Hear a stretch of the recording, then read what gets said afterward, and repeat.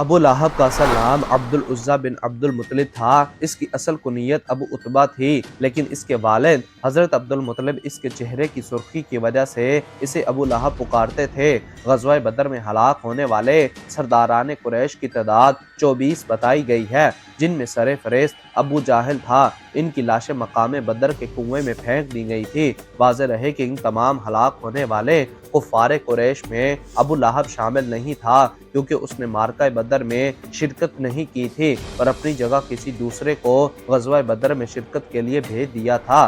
یوں وقتی طور پر یہ ابو جہل، عتبہ وغیرہ کی ہلاکت کا سن کر دل ہی دل میں خوش ہو رہا تھا اور شکر منا رہا تھا کہ اچھا ہوا جو میں جنگ کے لیے نہیں گیا، مگر یہ بھی قہر خداوندی سے محفوظ نہ رہ سکا، یا یوں کہنا مناسب ہوگا کہ اس کی بھیانک اور خوفناک موت شاید ان سے بھی زیادہ بدتر تھی جو معرکہ میں شریک ہو کر مجاہدین کی تلواروں سے واصل جہنم ہوئے۔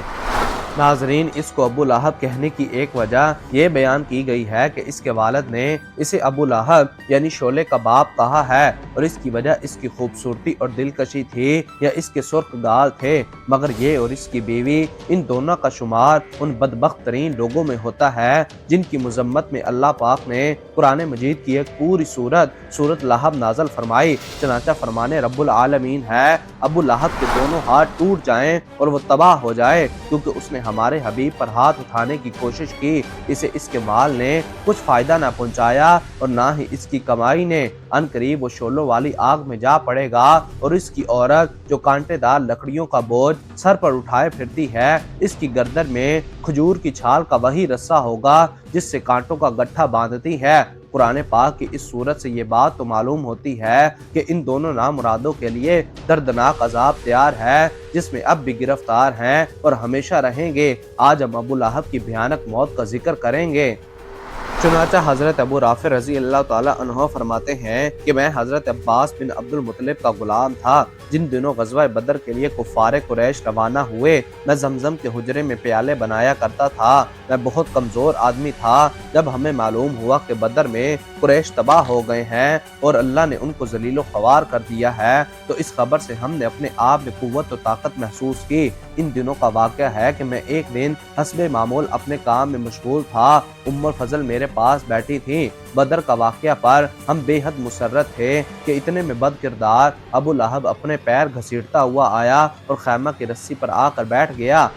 چنانچہ ابو لہب کو بیٹھے ابھی کچھ ہی وقت گزرا تھا کہ اتنے میں لوگوں کی آوازیں آئیں کہ ابو سفیان بن حارث آ گیا ہے۔ ابو لہب نے اسے اپنے پاس بلایا اور کہا، تم ہمیں بدر کے حالات بتاؤ۔ وہ ابو لہب کے پاس بیٹھ گیا اور لوگ اس کے ارد گرد کھڑے ہو گئے۔ ابو سفیان بن حارث کہنے لگا، وہاں کی کچھ خبر نہیں، وہاں تو یہ عالم تھا کہ جب ہم لوگ ان سے جنگ کرنا شروع ہوئے تو یوں محسوس ہو رہا تھا کہ گویا ہم ان کے سامنے اپنی گردنیں پیش کر رہے ہیں۔ وہ ہمیں قتل کرتے یا قید کرتے، یہ ان کی مرضی تھی، اور خدا کی قسم میں اپنے لوگوں کی ملامت نہیں کرتا، کیونکہ وہاں تو زمین سے آسمان تک گھوڑوں پر سوار سفید نوجوان لڑ رہے تھے جو کسی چیز کو باقی نہ چھوڑتے اور نہ کوئی ان کے سامنے کھڑا رہ سکا۔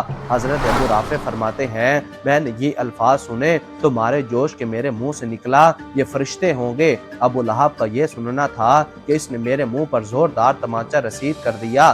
میں اس پر لپکا تو اس نے مجھے اٹھا کر زمین پر دے مارا اور میرے سینے پر چڑھ کر مجھے مارنے لگا۔ اتنے میں ام الفضل اٹھی اور ایک لکڑی اٹھا کر ابو لہب کے سر پر دے ماری اور کہا، جب اس کا مالک یعنی حضرت عباس بن عبد المطلب غائب ہے تو نے اس کو کمزور سمجھ لیا ہے۔ اس سے اس کے سر پر گہرا گھاؤ لگا، اور امام طبری لکھتے ہیں کہ یہ چوٹ حضرت ابو رافع نے ہی اس کے سر پر لگائی تھی۔ چنانچہ اس ذلت کے بعد جب وہ گھر پہنچا تو اللہ تعالیٰ نے اس پر عدسہ یعنی پھنسی کو مسلط کر دیا۔ عدسہ ایک رسولی کی طرح کا مرض ہے، یہ انسانی بدن پر نکلتا ہے جو گلٹی کی طرز کا ہوتا ہے۔ یہ ایک جان لیوا مرض تھا جس سے مریض ایڑیاں رگڑ رگڑ کر تکلیف سے مرتا۔ اہل عرب اسے ایک جان لیوا وائرس خیال کرتے تھے اور مریض سے دور رہتے۔ یہی وجہ ہے کہ ابو لہب اس مرض میں مبتلا ہوا تو اس کے گھر والوں نے اسے ایک الگ کمرے میں بند کر دیا، حتیٰ کہ اس خوف سے کہ کہیں ہم بھی اس بیماری میں مبتلا نہ ہو جائیں، اس کے قریب تک نہ بھٹکتے۔ روایات میں ہے کہ وہ 7 سے 8 دن تک اسی مرض میں ایڑیاں رگڑتا رہا، بالآخر ذلت کی موت مر گیا، مگر مرنے کے بعد بھی کوئی اس کی لاش کے قریب تک نہ گیا، اور یوں اس کی لاش کو کمرے میں پڑے پڑے 3 دن اور 3 راتیں گزر گئیں۔ بس اس کے بعد اس کی لاش گلنے سڑنے لگی، عدسہ کا زخم پھٹ گیا اور اس میں کیڑوں نے اپنا مسکن بنانا شروع کر دیا۔ جب گھر میں تعفن یعنی بدبو پھیلنے لگی اور اس کے اثرات آس پاس کے گھر والوں تک پہنچے تو پھر کسی قریشی نے ان سے کہا، تم اس بات پر شرم نہیں کرتے کہ تمہارے باپ کی لاش گھر میں گل سڑ رہی ہے اور تم اسے دفن کیوں نہیں کرتے؟ اس پر ابو لہب کے گھر والوں نے کہا، ہم اس بات سے ڈرتے ہیں کہ کہیں ہم بھی عدسہ کا شکار نہ ہو جائیں۔ بالآخر ان سب نے مل کر ابو لہب کی لاش کو ٹھکانے لگانے کی ٹھان لی۔ انہوں نے سب سے پہلے لاش پر دور کھڑے کھڑے پانی بہایا، پھر اسے رسیوں اور کپڑوں کی مدد سے بغیر چھوئے مکہ کے ایک بلند مقام پر لے گئے۔ وہاں ایک گڑھا کھودا گیا اور لکڑی کی مدد سے لاش کو اس میں پھینک دیا گیا، پھر اس پر مٹی ڈال کر اوپر بھاری پتھر رکھ دیے گئے تاکہ اس کی بوسیدہ لاش سے تعفن یعنی بدبو نہ پھیلے۔